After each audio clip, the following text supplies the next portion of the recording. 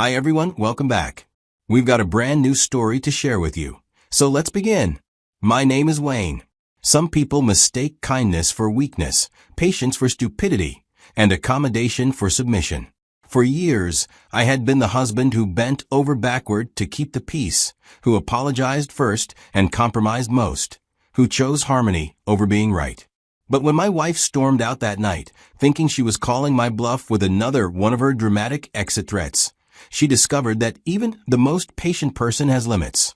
Diana and I had been married for 11 years when everything finally came to a head on one Tuesday evening in March. I believe 11 years were enough to navigate the inevitable challenges that come with combining two lives into one shared existence. But if I'm being completely honest, those years hadn't been characterized by equal partnership or mutual respect. Instead, they had been defined by a pattern of behavior that had slowly eroded my self-respect and turned our marriage into something that resembled a parent-child relationship more than a partnership between equals. Diana had developed, over the course of our marriage, the habit of threatening to end our relationship and move out whenever we had disagreements or whenever I didn't immediately comply with her wishes or demands. These threats had started small and infrequent during our early years together, but had gradually escalated in both frequency and intensity as she learned that they were an effective way to get me to back down from any position I might take that conflicted with her preferences. The pattern was always the same. We would disagree about something, and instead of working through the disagreement with discussion and compromise, Diana would escalate the conflict by announcing that she was done with our marriage and would be leaving. The threat of abandonment was her nuclear option, deployed whenever she wanted to end a conversation on her terms and ensure that she got away.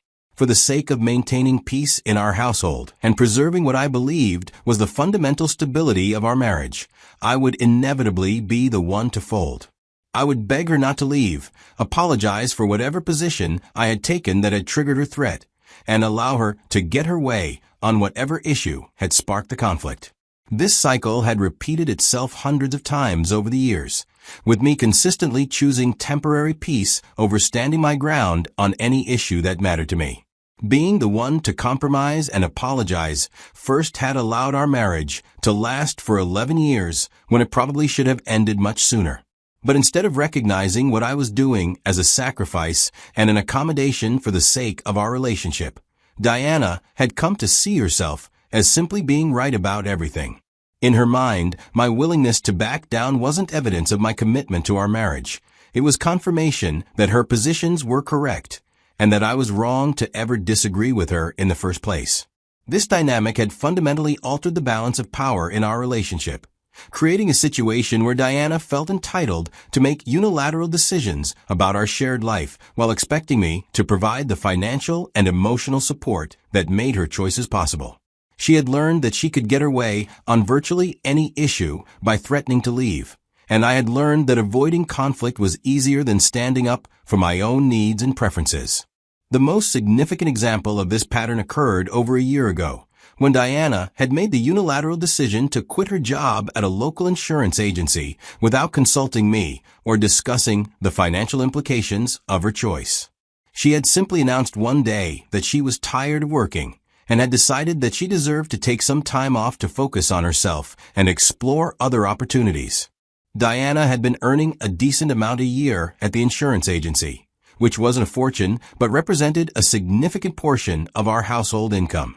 Her salary had covered our grocery bills, utilities, and several other recurring expenses that would now fall entirely on my shoulders. When I had tried to discuss the financial impact of her decision and suggest that we should have planned for this transition together, Diana had immediately escalated to her usual threat pattern. She told me that she had worked for years and deserved a break, that I was being unsupportive of her need for personal growth and career exploration, and that if I couldn't handle supporting our household temporarily, maybe she should just leave and find someone who would appreciate her contributions to our relationship. Faced with this familiar ultimatum, I had once again chosen to back down rather than push the issue. I had agreed to take on the additional financial burden of supporting both of us, while Diana took her indefinite break from employment, telling myself that this was what supportive husbands do, and that she would eventually find work again when she was ready. But it's been over a year since Diana quit her job, and she has shown no signs of actively seeking new employment or contributing financially to our household. Instead, she had settled into a routine of sleeping late, spending her days shopping, watching television, and socializing with friends who are also unemployed or underemployed, treating our home like a luxury hotel where all her needs were met without any expectation of reciprocal contribution. During this period, Diana had also begun making other significant decisions about our shared life without consulting me or considering my input. She had booked expensive spa appointments that she charged to credit card that I paid, and made social commitments for both of us without checking my schedule or asking for my preferences. Each time I attempted to address these unilateral decisions or suggest that we should communicate better about choices that affected both of us, Diana would respond with her familiar pattern of escalation and threats. She would tell me that I was trying to control her, that she was an independent adult who could make her own decisions, and that if I didn't like the way she ran our household during the day while I was at work, she could always give me space. This pattern had created a dynamic where I felt like I was walking on eggshells in my own home, afraid to voice any opinion or preference that might trigger another round of threats and conflict. I had gradually stopped expressing my needs or concerns, choosing instead to focus on keeping Diana happy and maintaining the surface-level peace that kept our household functioning day to day. The specific incident that finally changed everything between us occurred on a Tuesday evening, when I had been forced to work late due to a critical system upgrade that had encountered unexpected complications. The city's email server had crashed during routine maintenance, and I had spent the afternoon and evening working with my team to restore service and ensure that all data was recovered properly. This type of emergency overtime was an occasional but unavoidable part of my job as a senior network administrator. When critical systems fail, they have to be fixed immediately, regardless of the time or day, and as one of the most experienced technicians on staff, I was usually called in to handle the most complex problems that arose during after-hours incidents. I had called Diana around 4 o'clock to let her know that I would be working late and wouldn't be home at our usual time. She had seemed annoyed by this news, but hadn't made a big issue of it during our brief phone conversation, simply telling me to let her know when I was finished, so she would know when to expect me. The server restoration had taken longer than anticipated, and I hadn't arrived home until nearly 9 o'clock, exhausted from a long day that had started at 7 in the morning and included several hours of intensive troubleshooting under pressure. All I wanted was to take a hot shower, eat something, and relax for a few minutes before going to bed, so I could be ready for another potentially challenging day at work. But immediately after I stepped into our house, before I had even had a chance to set down my laptop bag or take off my jacket, Diana approached me with a request that demonstrated just how little consideration she had for what I had been dealing with that day. She told me that she had been browsing online during the afternoon and had found some clothes that she wanted to buy from a boutique website that was having a limited time sale. The items she wanted would cost about $400, and she needed me to give her my new credit card information so she could complete the purchase, since the old one had expired before the sale ended at midnight. Diana's request was problematic on multiple levels. First, she was asking me to approve a significant discretionary expense without having discussed it in advance or considered whether it fit within our monthly budget. Second, she was making this request immediately upon my arrival home from an unexpectedly long and stressful workday, without any acknowledgement of what I had been dealing with or consideration for my current state of exhaustion. I told Diana that I needed a few minutes to refresh myself first, that I had been working since early morning, and needed to decompress before making any financial decisions. I explained that I would be happy to look at the clothes she wanted to buy and discuss the purchase after I had a chance to shower and eat something, but that I wasn't ready to make any spending decisions at that exact moment. Diana's reaction to my request for a few minutes of transition time was immediate anger and indignation. She told me that the sale was ending soon and that my delay might cause her to miss out on items she really wanted. She seemed to interpret my need for a brief respite after a long workday as a rejection of her request and a lack of consideration for her needs and desires. Despite her obvious irritation, I went upstairs to our bedroom, took off my work clothes, and stepped into the shower, hoping that a few minutes of hot water and privacy would help me transition from the stress of the workday to the relaxation of being home. I spent about 15 minutes in the bathroom, showering and trying to mentally shift gears from problem-solving mode to home mode. When I came back downstairs, refreshed and ready to engage with Diana's request about the clothes she wanted to purchase, I realized something that immediately changed my perspective on our entire domestic arrangement and the balance of contributions in our marriage. During the time I had been upstairs showering, Diana had done nothing to prepare dinner or even start thinking about what we might eat that evening. Despite having been home all day with no work responsibilities or time constraints, despite knowing that I had been dealing with a work emergency and would be arriving home late and tired, she had made no effort to have food ready or even to plan what we might have for our evening meal. This realization hit me with the force of a revelation about how fundamentally unequal our domestic partnership had become. While I had spent my day solving complex technical problems under pressure and earning the money that supported both of our lifestyles, Diana had spent her day browsing shopping websites and expecting me to provide immediate financial approval for her purchases without any reciprocal consideration for my needs or comfort. I confronted Diana immediately about this disparity, asking her why she hadn't thought to prepare dinner during the many hours she had been home while I was dealing with a work emergency. I pointed out that preparing an evening meal would have been a reasonable way to contribute to our household and show consideration for the fact that I was working late. Diana's response was immediate and revealing. She told me that she wasn't my slave who would cook and wash for me, that she was an independent person who shouldn't be expected to perform traditional domestic roles just because she happened to be home during the day. She characterized my expectation that she might prepare dinner as an outdated and sexist assumption about women's responsibilities in marriage. Her response made me furious because it revealed just how entitled and selfish her perspective on our marriage had become. She was perfectly comfortable enjoying the financial benefits of my full-time employment, the house, the credit cards, the lifestyle that my income made possible. But she refused to contribute anything meaningful to our domestic partnership and framed any suggestion that she should do so as oppression. I asked Diana directly whether she considered me to be a slave by providing all of the financial support that made her comfortable with unemployment possible.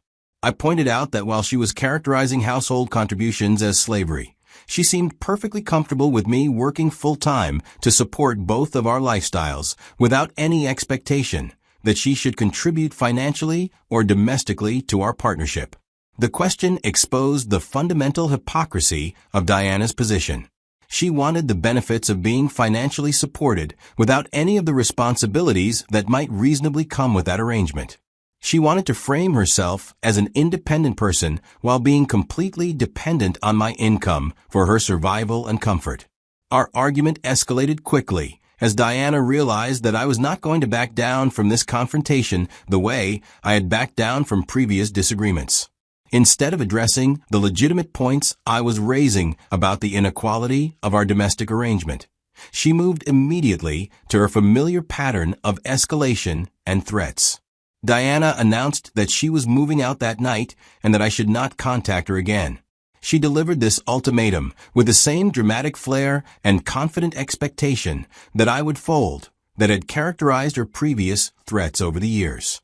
She clearly expected me to immediately shift into apology and negotiation mode, begging her not to leave and agreeing to her terms to prevent the dissolution of our marriage. But something had fundamentally shifted in my willingness to accept this pattern of emotional manipulation and control. The combination of her entitlement, her lack of consideration for my work and contributions, and her immediate resort to threats when challenged had finally pushed me beyond my breaking point. Instead of falling into the familiar pattern of begging and apologizing that had characterized my responses to her previous ultimatums, I looked Diana directly in the eye and replied with a single word that would change the entire trajectory of our marriage. Fine. Diana's reaction to my unexpected response was immediate shock and confusion. She had clearly expected me to follow the script that had worked so effectively for her over the past 11 years, and my calm acceptance of her threat to leave threw her off balance in ways that were obvious and immediate. For several minutes, She seemed to be waiting for me to realize what I had said and begin the usual process of apology and negotiation that would walk back my position and restore her to the dominant position in our relationship dynamic. When it became clear that I wasn't going to modify my response or attempt to prevent her departure, she began the process of making good on her threat. Diana went upstairs and packed a couple of changes of clothes, her toiletries, and a few personal items into a suitcase, apparently expecting that this would be a temporary departure that would shock me into compliance and bring me back to the negotiating table within a day or two. She left our house that Tuesday night with dramatic flair, making sure I understood that this was my last chance to stop her and return to our previous dynamic of conflict avoidance and accommodation. When I made no move to prevent her departure or beg her to reconsider, she actually left, apparently confident that I would change my mind and call her within hours to apologize and ask her to come back. But I couldn't believe she had actually left. After years of empty threats and successful manipulation through the promise of abandonment, Diana had finally overplayed her hand and found herself in the position of having to follow through on threats she had never actually intended to execute. For the first time in 11 years, I had called her bluff and discovered that her threats were primarily tools of manipulation rather than genuine intentions to end our marriage. She had grown so accustomed to using the threat of departure as a way to control our relationship dynamic that she had apparently never considered what would happen if I stopped being afraid of her leaving. Instead of spending the evening calling Diana and begging her to return, I spent it making phone calls to credit card companies and financial institutions. I canceled the credit cards that were tied to my accounts but carried Diana's name, ensuring that she would no longer have access to my income for her discretionary spending. I also contacted our bank and removed her access to our joint checking account, effectively cutting off all financial support that I had been providing for her comfortable unemployment. These actions weren't taken out of spite or anger, but rather as logical consequences of Diana's decision to leave our marriage.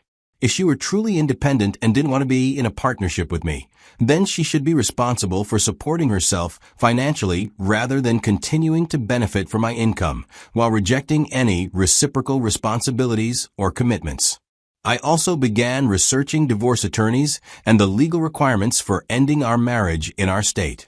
If Diana was serious about leaving and not contacting me again, then I wanted to make sure that our separation was handled properly from a legal and financial perspective rather than allowing it to remain in an ambiguous state that might complicate matters later.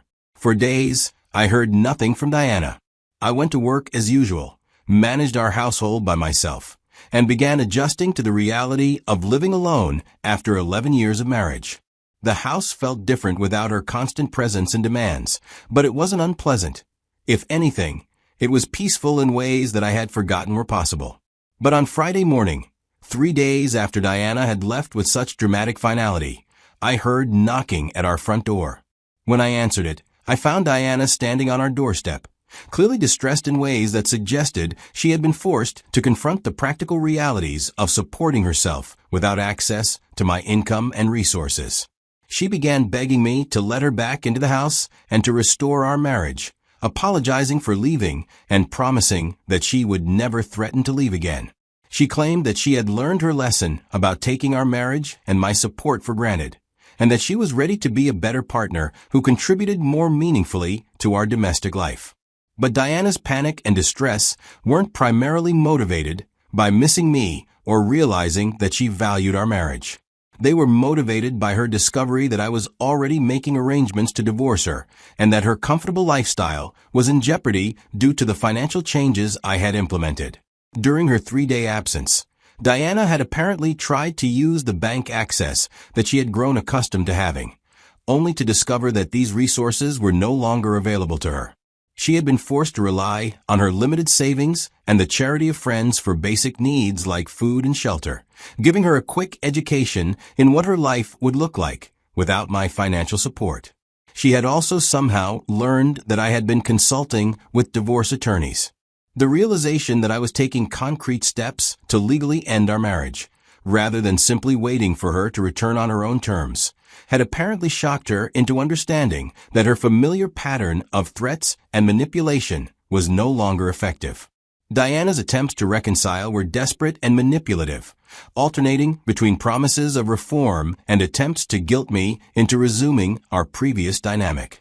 She promised that she would find employment immediately, that she would contribute more to our household, and that she would never again threaten to leave during disagreements.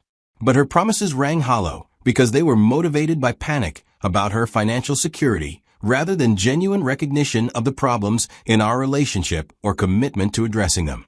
She wanted to return to the comfort and security that my support provided, but she wasn't offering any meaningful changes to the fundamental inequality and disrespect that had characterized our marriage for years. I told Diana that her dramatic exit 3 days earlier had been the final incident in a pattern of behavior that had made our marriage unsustainable for me. I explained that I was proceeding with the divorce as recognition that our relationship had become toxic and unequal in ways that couldn't be fixed by promises made under duress. Diana's response to my decision was to escalate her emotional manipulation, claiming that I was being cruel and unreasonable, that all marriages go through difficult periods, and that I was throwing away 11 years of history over a single argument. She seemed unable to understand that the issue wasn't the specific incident that had led to her departure, but rather the years of threats, manipulation, and entitlement that had gradually eroded my respect for her and my willingness to continue accommodating her demands. Over the following weeks, Diana made numerous attempts to change my mind about the divorce, alternating between promises of personal reform and threats about what the divorce process might cost me financially. She hired an attorney who advised her to claim that I had abandoned the marriage by changing the locks and cutting off her financial support, attempting to position herself as the victim of my unreasonable behavior. But the documentation of Diana's voluntary departure, combined with the history of her threats and manipulation, made it clear to both attorneys and eventually to the court that she had ended our marriage through her own choices and actions. Her pattern of threatening to leave whenever she didn't get her way, culminating in actually leaving, had created a clear record of her unwillingness to participate in a genuine partnership.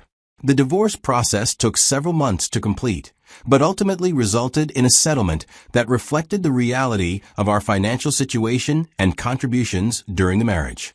Diana received some assets and temporary spousal support, but far less than she would have received if she had been able to claim that I had abandoned the marriage, or if she had been able to demonstrate genuine efforts to contribute to our partnership during the years leading up to our separation.